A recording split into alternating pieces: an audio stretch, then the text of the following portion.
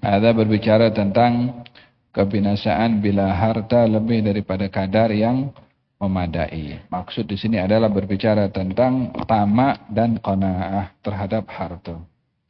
Harta ini yang menjadi permasalahan bukan pada banyak dan sedikitnya, tetapi kepada sifat tamak dan qanaahnya. Tamak tidak merasa cukup walaupun banyak. Qanaah akan cukup walaupun sedikit. Merasa reda dengan apa yang diberi oleh Allah pada rezeki, banyak atau sedikit, itu namanya qanaah. Tidak merasa cukup dengan apa yang diberi oleh Allah, banyak atau sedikit, itu namanya tamak. Jadi bukanlah menjadi satu kesalahan seseorang itu dalam mencari banyak harta. Yang salah kalau tidak merasa cukup dengan harta yang ada. Oleh sebab itu di dalam hadis Rasulullah SAW katanya, yaqulu ibnu Adam mali mali. Anak Adam berkata, duitku, duitku, duitku, duitku. Wa hal maluka illa ma akalta fa afnait. Wa ma labista fa ablait. Wa ma tasaddaqta fa amdait. Harta kamu itu apa yang kamu makan. Kemudian akan bertukar menjadi najis, apa yang kamu pakai. Kemudian akan menjadi lusuh. Dan apa yang kamu sedekah, itu yang kekal. Yani, pada apa saja yang dimiliki oleh manusia akan harta, tetap yang boleh dimanfaatkan adalah sedikit daripada hartanya.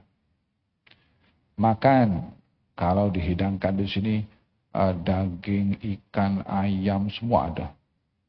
Boleh dihabiskan semua? Hanya beberapa, satu pinggan 2 kali tambah pun sudah kenyang dah. Yang lain macam mana? Tidak mampu. Hanya sedikit yang cukup dengan dia punya perutnya. Pakaian. Dia punya pakaian ada 10 pakaian. Dia pakai satu sekali 10 pakaian ke? 1 atau 2 helai je yang dia pakai. Ujung-ujung pun juga akan rosak itu pakaian, koyak ke. Yang kekal adalah yang disedekahkan. Kita tak makan, tapi kita sedekahkan pada orang, itu dicatat. Dan tidak hilang seperti mana yang kita makan atau yang kita pakai.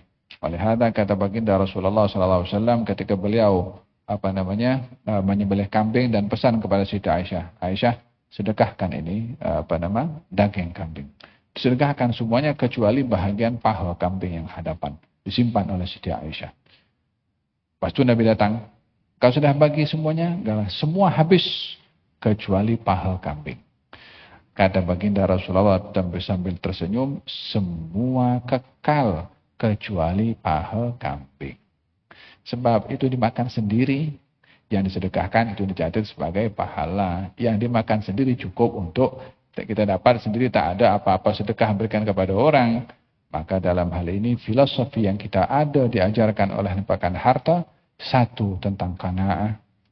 Yang kedua, jangan tamak. Yang ketiga, yang kita sedekahkan, itulah yang kekal menjadi timbangan amal baik kita yang dicatat sebagai amal ibadah sedekah. Kata baginda Rasulullah katanya, mana harta yang kamu suka? Harta kamu atau harta ahli waris?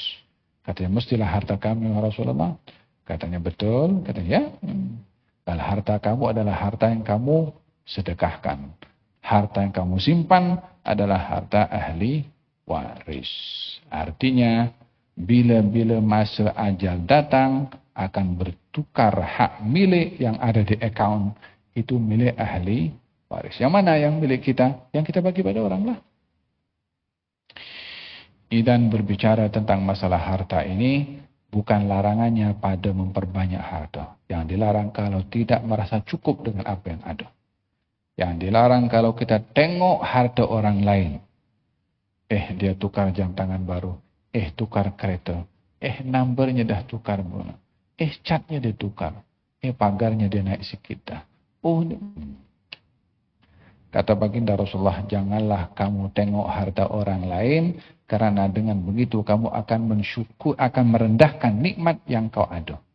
Kalau pandang hak orang.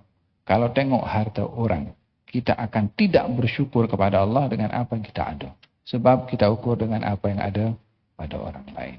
Qanaah, merasa cukup dengan apa yang diberi. Qanaah, menerima dengan apa yang ada. Qanaah, tidak memandang kepada apa yang dimiliki oleh orang lain. Tamak, tidak cukup dengan apa yang diberi, walaupun banyak. Tamak, selalu ingin lebih daripada orang lain dengan membandingkan diri dengan orang lain.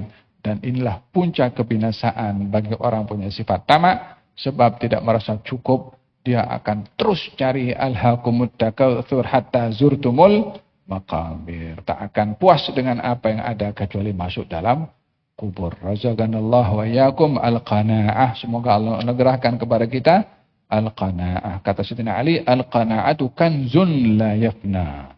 Katanya qanaah itu satu perbendaharaan harta yang paling berharga, tidak berpenghujung.